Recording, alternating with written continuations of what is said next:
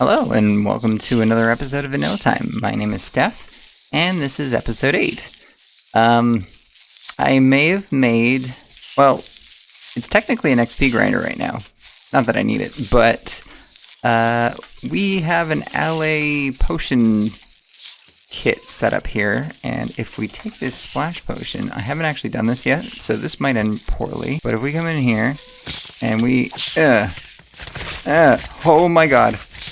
Yep, okay, and they're everywhere.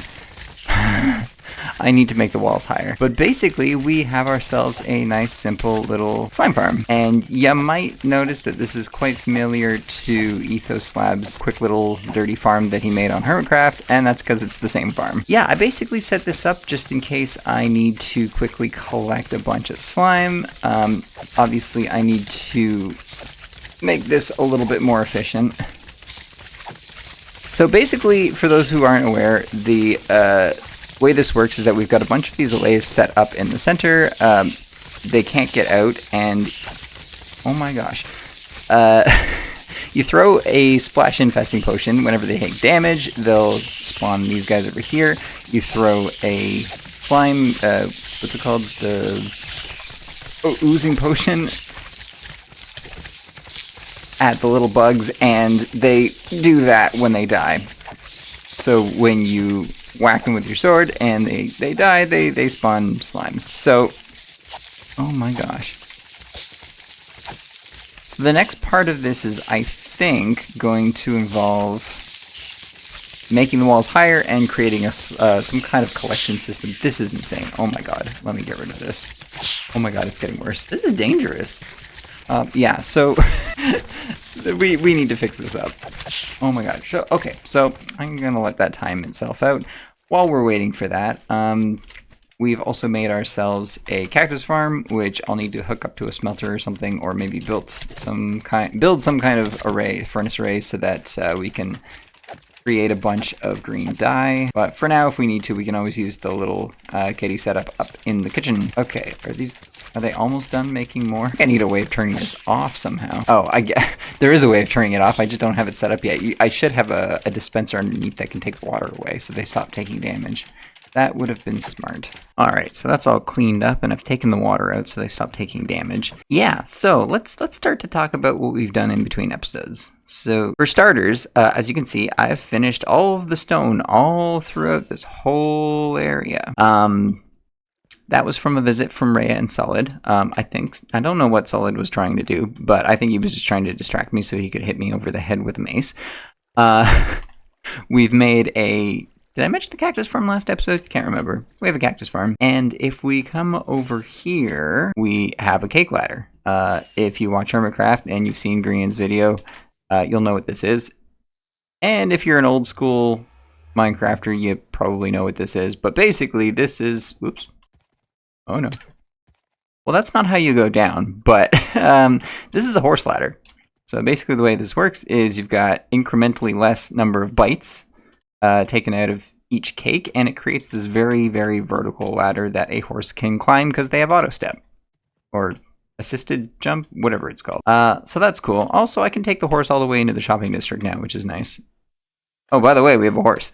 I got him way over there, tamed him, and dragged his butt all the way back here over land and water, and it was terrible, and I'm never doing that again. What else have we done? Let's see. If we come inside, you can see we've done a little bit more work here. We've got some of those shelves that I mentioned in an earlier episode now in with tons of items in there. Harding's been just randomly sticking junk in here, which is kind of what I want. That's the vibe I'm going for in here. It's supposed to be just a bunch of odds and ends. Some of it's useful, some of it's not. So yeah, every once in a while he'll just toss something new in there. And on this side, it's more like food and supplies for the brewing stand. It's just a visual. It's just one of each item just to show what I have. The actual items are still down in here. And then added a pot. If we come up here, we've done a little bit of decorating on the walls. So we've got some posters and we've got some candles and stuff. So there's no more torches on the walls. And I can't remember if we added anything new in here. Maybe this little guy. That's about it.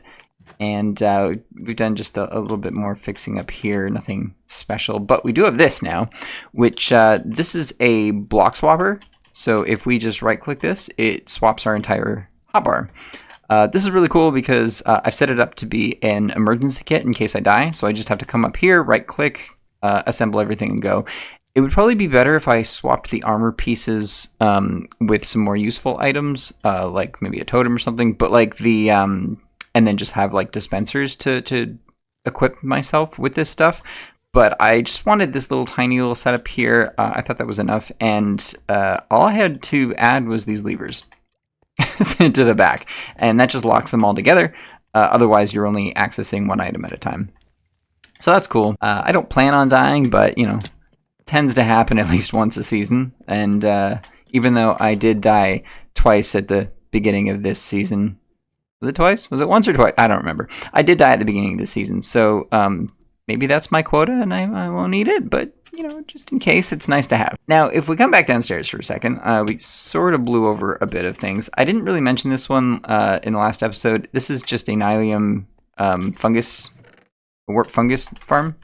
You turn around, you right click, you hold this over here, and it makes stuff. Yeah, fungus. And this is just so that I have warp fungus to power the farm, which I needed for the roof of the owl house. Did I mention that last episode? I don't know if I mentioned it. Anyway, so there's that. We've got wax. Yes, I think I mentioned that before. And if we come over here, so as you can see, yes, we've put flooring all in, and we've also got a giant hole. And this is what is going to be the focus of our episode today. This is going to be the site of our 2x2 automatic tree farm.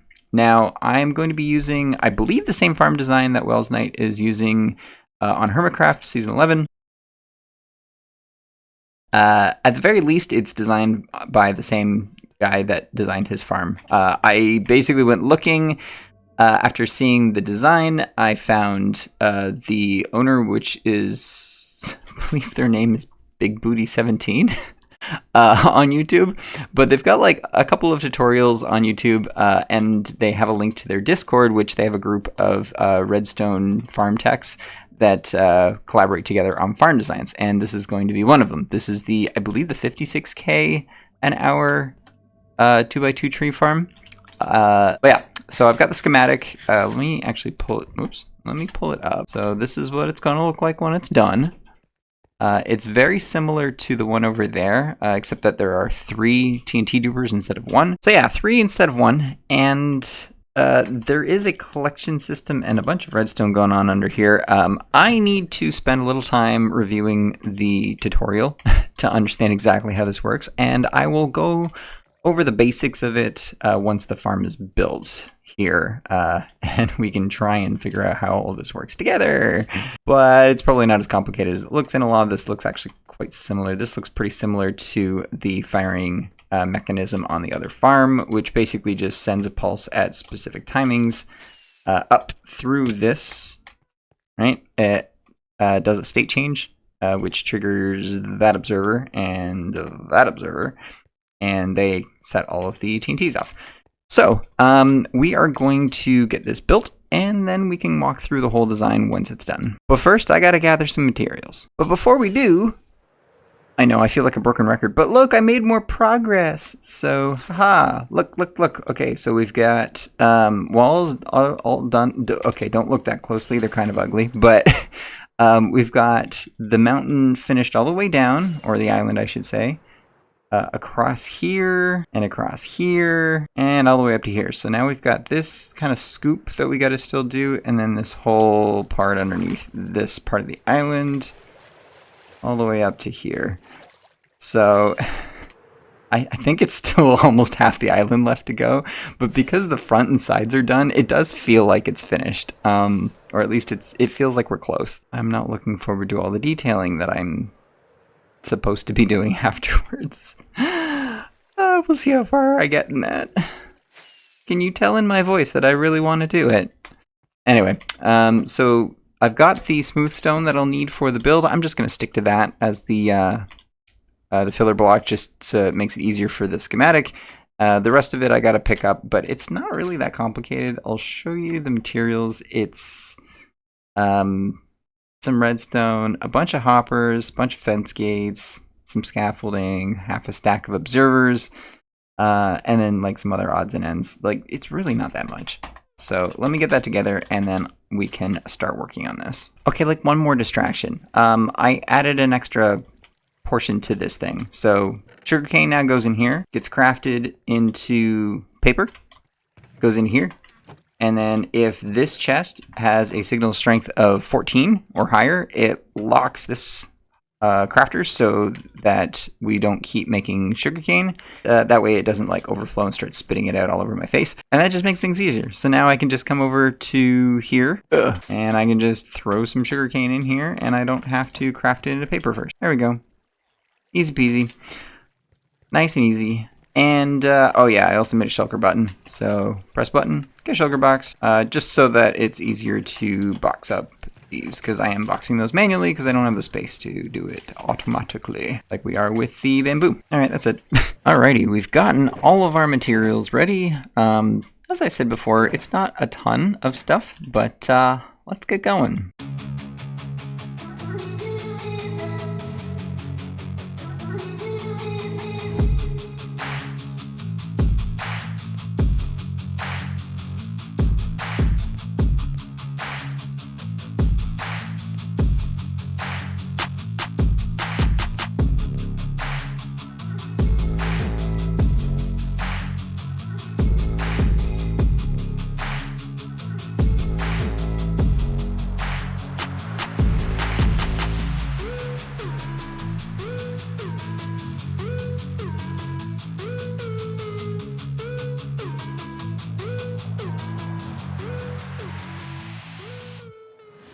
Well, doesn't this seem mighty familiar?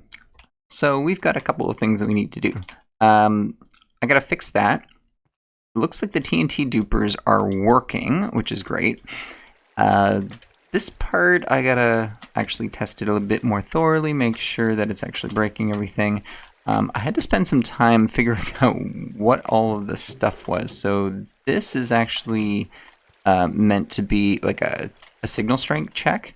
And once this signal overtakes this signal, then we unlock the hopper down here. And this is just a filter. We got this dark oak saplings. So this is just making sure that we've got this set of 64 here. And I think once this fills up, it'll start to push the extra saplings down. And those feed back up into me so that when I'm running the farm, I get a constant supply. Where is it? Okay. Over here we've got dispensers all throughout, and then there's also a hopper feeding in for some extras. And then those are just stocked full of bone meal. I'm not sure what these are for, but now that I think about it, they're probably more bone meal. I'll need to check the schematic and double check that.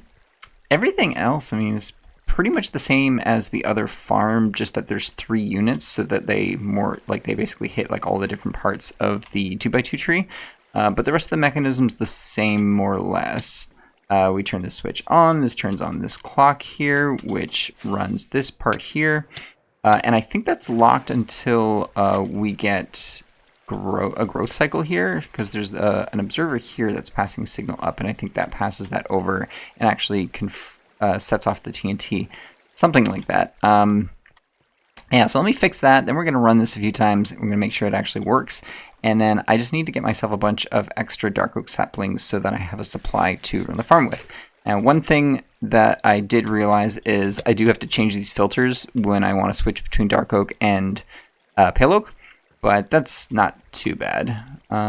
Yeah, I'm seeing right here. So I think, yeah, so these are all meant to just be full of bone meal. So I'm going to have to stock that up as well. So we've patched the holes in the walls. I think I might need to continue doing so, as I just had to do another quick patch while I was running the farm. A little block up top there.